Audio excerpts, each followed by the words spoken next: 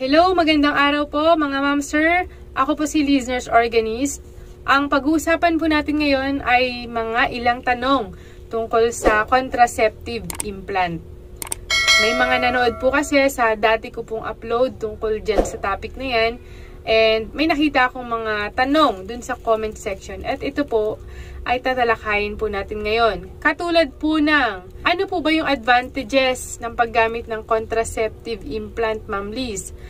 Expired na po ang implant. May possibility pa po bang mabuntis? Kailan po pwedeng bumalik ang regla at ang kakayanang para mabuntis after tanggalin ng implant? At sunod na tanong, anong gagawin kapag nabali o nabaluktot ang implant? So bago po natin sagutin yan, inianyayahan ko po kayo na sana'y suportahan nyo po ang maliit kong channel sa pamamagitan ng pag-subscribe at click nyo po yung notification bell, pindutin nyo po yung all. At kung magpapadala po kayo ng mga pasasalamat at regalo, pwede nyo pong ipadala sa pamamagitan ng super thanks na kahilera po sa subscribe button. Maraming salamat po. At sa channel ko po, madalas po akong mag-topic tungkol sa mga tanong tungkol sa sexual health at mga tips kung paano tumigil sa bisyo katulad ng alak, sigarilyo, bawal na gamot at ganoon din po, may mga random vlogs din po ako. Sana suportahan niyo po ako. Ang contraceptive implant po ay isang pamamaraan or na ginagamit ng mga kababaihan para sila ay hindi mabuntis. So bagay po ito sa mga ayaw pang mabuntis dahil maliit pa yung baby, ayaw pang masundan ulit, takot nang magbuntis ulit dahil napakahirap ng pinagdadaanan po nila. So para po sa kanila ang implant. At ganun din po, ang most common na ginagamit ay Implanon. Ito ay nagtataglay ng hormone na unti-unting inilalabas po ng implant para maiwasan na mabuntis or mag-ovulate ang babae. At ito po ay tumatagal ng up to 3 years. Ano po yung mga advantages ng paggamit ng contraceptive implant? Una po, number 1, 99% effective. Napakataas po yung effectivity rate po nito. Hindi ibig sabihin na 99% chance na hindi mabubuntis, hindi na mabubuntis. May 1% chance pa rin po na mabubuntis ang babae kahit na sila ay naka-implant.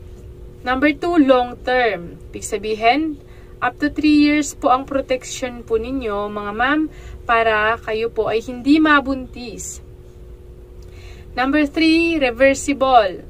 Ibig sabihin, halimbawa, wala pang 3 years, gusto niyo na ulit mabuntis na mag-asawa, pupunta lang po kayo sa doktor, sabihin niyo, ipapatanggal po ninyo yon, madali pong bumalik yung kakayanan ninyo para kayo po ay mabuntis muli. At number 4, menstrual symptoms relief. Ibig sabihin po, kung dati, nung wala ka pang implant, nakakaranas ka ng dysmenorrhea.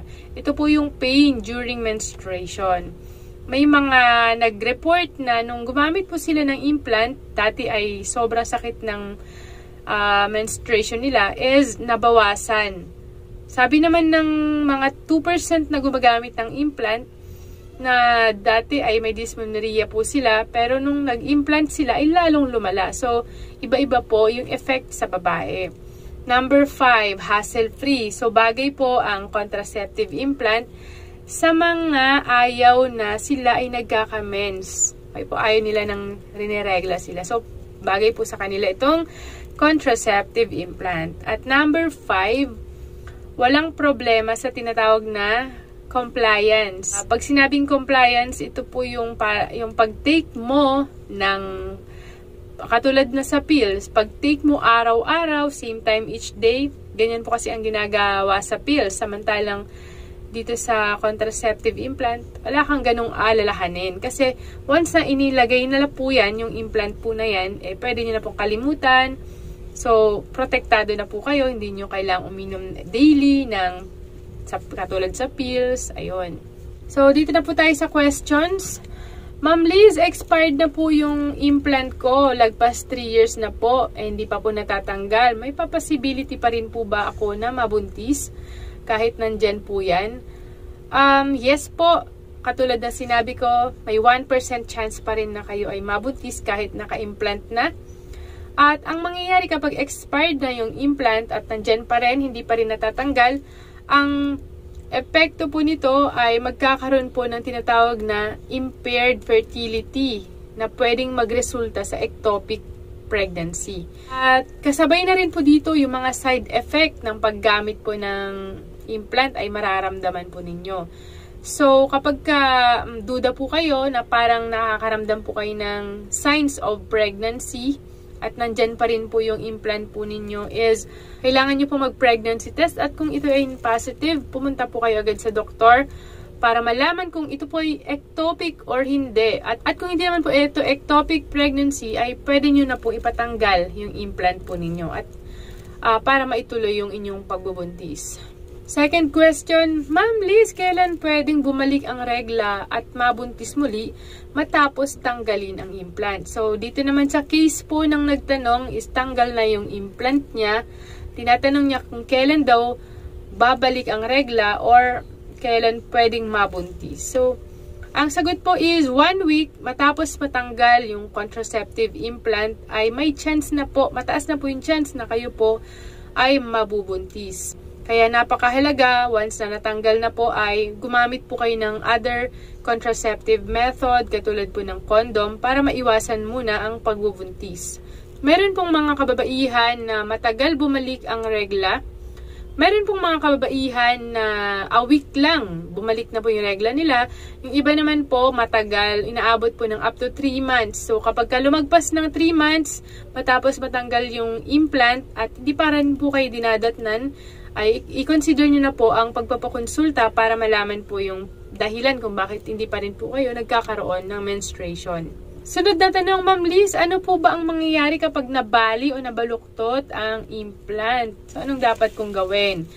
So, kapag ka nabali or na-damage po yung implant, nabaluktot, ang possible na mangyari is mapapabilis po yung pag-release po nung hormones or gamot na nandyan sa implant po ninyo. At mas malala yung mga side effect na mararamdaman po ninyo. Kaya napakahalaga po, kung napansin nyo po, nagkaroon ng breakage or naputol, nabali, ay bumalik po kayo agad sa mga doktor para ito po ay mapalitan ng bago. Last question, ano po yung mga signs na ibig sabihin, pag naramdaman mo ito, kailangan mo nang tumakbo at pumunta sa emergency room or sa doktor. Okay, habang ikaw ay naka-implant. So, kapag ikaw ay bigla, nakaramdam ka na sobrang sakit ng ulo at hindi po nare-relieve ng mga pain medication.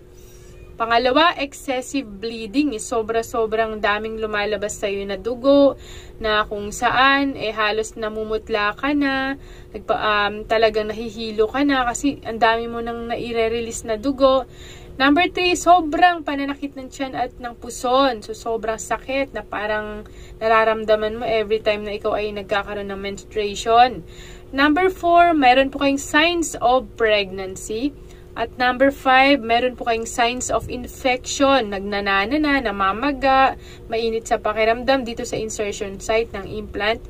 Lahat ng sinabi ko na yan ay magpunta po kayo agad sa mga doktor para magamot po nila kayo agad.